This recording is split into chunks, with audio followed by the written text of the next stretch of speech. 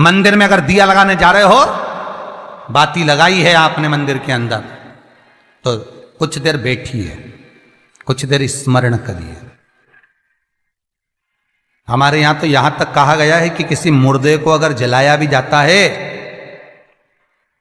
तो कपाल क्रिया तक रुकना पड़ता है कि थोड़ा रुकिए, कोई पीछे से आकर कुछ कर ना जाए। दीप जलाएं, थोड़ी देर रुकिए। और दीप का भी नियम है महाराज, दीप का भी नियम है।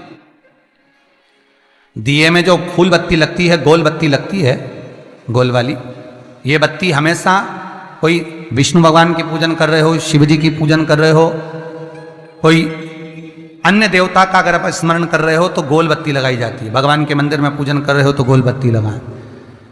लंबी बत्ती, लंबी वाली जो बत्ती होती है, लक्ष्मी की पूजन में, देवी पूजन में, जितनी भी माताओं की आप पूजन करोगे, जितनी भी देवियों का आप स्मरण करोगे, उसमें लंबी बत्ती का प्रमाण है। पितरों की पूजन में लंबी बत्ती का प्रमाण है। पितरों को कभी गोल बत्ती नहीं लगती। आप मटके के पास में, परिंदे के पास में, जल के पात्र के पास में कोई भी अगर दिया लगाएंगे तो वहां गोल बत्ती रखकर लगाएंगे तो घर में लक्ष्मी नहीं टिकेगी।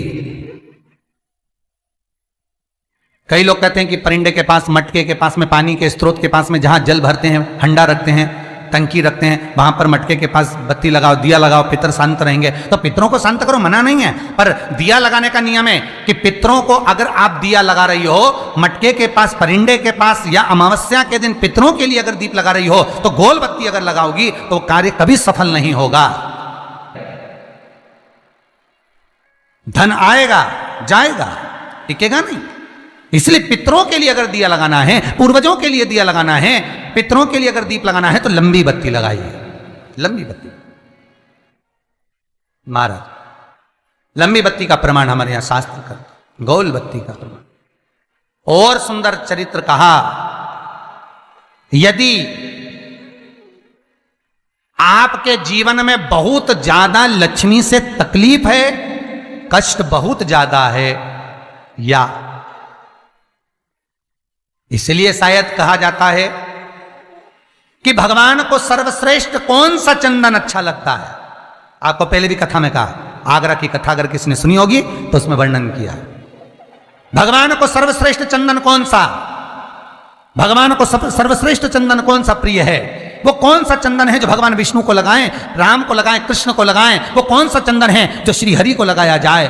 तो जीते जी भगवान विष्णु एक बार गले लगाते हैं, उसको कहते हैं हरि चंदन। कौन सा चंदन है? हरि चंदन। हरि चंदन बाजार में नहीं मिलेगा, हरि चंदन आपको बनाना पड़ेगा। कैसे बनाना है?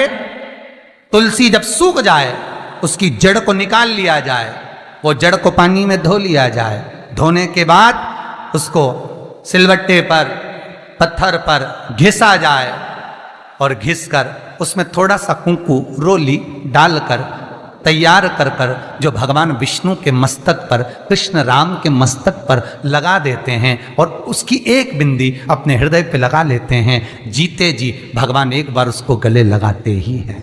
हरि चंदन प्रियता। जैसे शिव महापुराण में रुद्र चंदन का भाव है, शिव महापुराण में रुद्र चंदन का प्रमाण दिया जाता है। अगर आपने लिंग पुराण पढ़ी हो तो उसका 5वां स्कंद अवश्य पढ़िएगा महाराज। और शिव महापुराण अगर पढ़ रहे हो तो उसका कुमार खंड पढ़िएगा, जिसमें रुद्र चंदन का प्रमाण है। रुद्र चंदन कैसा, रुद्र चंदन का प्रमाण कैसा? तो महाराज कहा, चंदन घिसकर, पीला चंदन घिसकर उस चंदन को 3 मुखी रुद्राक्ष पर लपेट लिया जाता है। 3 मुखी रुद्राक्ष पर उस चंदन को लपेटा जाता है। लपेटोगे उसके बाद उसको ऐसा गोल करोगे तो एकदम चिकना हो जाएगा, एकदम चिकना, ठीक है, एकदम चिकना हो जाएगा। और उस चंदन को आप शिवरात्रि के दिन, और कोई से भी महीने की शिवरात्रि, किसी भी महीने की हो, सब फलदायी होती है। अगर आप पंचांग में देखेंगे तो शिवरात्रि लिखी हुई आती है, हर महीने शिवरात्रि पड़ती है।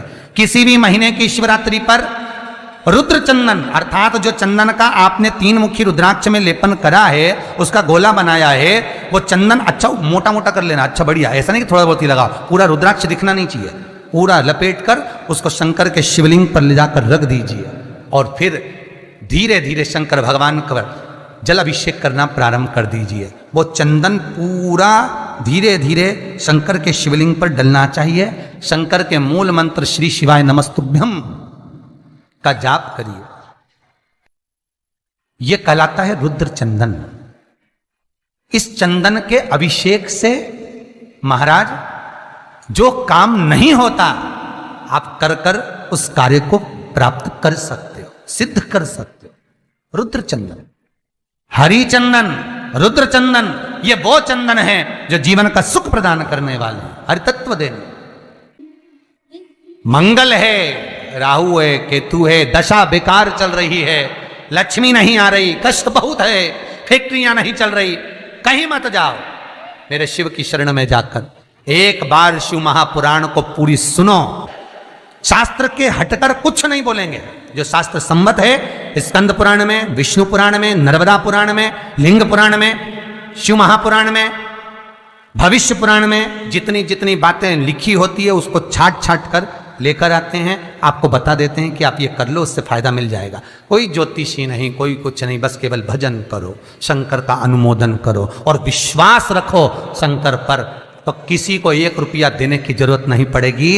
भजन करो, विश्वास शंकर पर रखना, जन्म मरण और परण वो देगा, सुख वो देगा, समृद्धि वो देगा।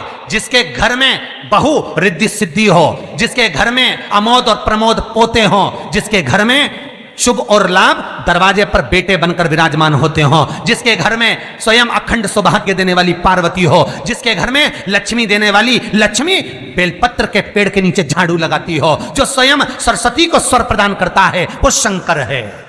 जब सब कुछ उसके पास में है, कुबेर का खजाना वो चोर को दे देता है, जब सर्वस्वता उसके पास है, तो आप इधर उधर डोलते क्यों हो? क्यों डोलो? उस पर विश्वास रखो। वो शंभु, वो शंकर, वो त्रिकालदर्शी, वो कैलाशी, वो अविनाशी सुख देगा, आनंद देगा। पाने का तरीका केवल उसको रिझाओ। जो मंदिर आपसे दूर हो, जिस मंदिर में कोई नहीं जाता, जिस मंदिर में कोई दिया तक नहीं लगाता, उस मंदिर में तुम जाओ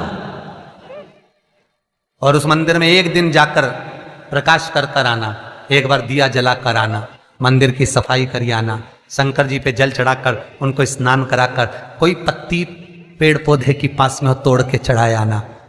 2-4 बार कर कर देखना कितना शांति, कितना धीरज, कितना आनंद, कितनी समृद्धि, कितनी लक्ष्मी मिलती है। तुम करोगे तुम्हारा पेट भराएगा, हम करेंगे हमारा पेट भराएगा। स्वयं करिए। ओ ब्रह्मलोक के देवता ब्रह्मा हैं, बैकुंठ के देवता भगवान विष्णु हैं, और मृत्यु लोक का अगर कोई देव है तो वो महादेव है, केवल शंकर, केवल शिव, मृत्यु लोक का देव। अभी एक विचार करो, तुम्हारे घर में अगर थोड़ी सी तकलीफ आई तो सबसे पहले अमेरिका में लड़का रह रहा वो आएगा क्या? पूना में बच्चे रह रहे हैं वो आएंगे क्या? इंदौर में बेटी रह रही वो आएगी क्या? उज्जैन में कोई रह रहा है वो आएगा क्या? सबसे पहले वो आएगा जो तुम्हारे घर के पास होगा या घर के करीब में होगा, बिल्कुल लगा हुआ होगा या घर में होगा। अब आप कहां रहते हो?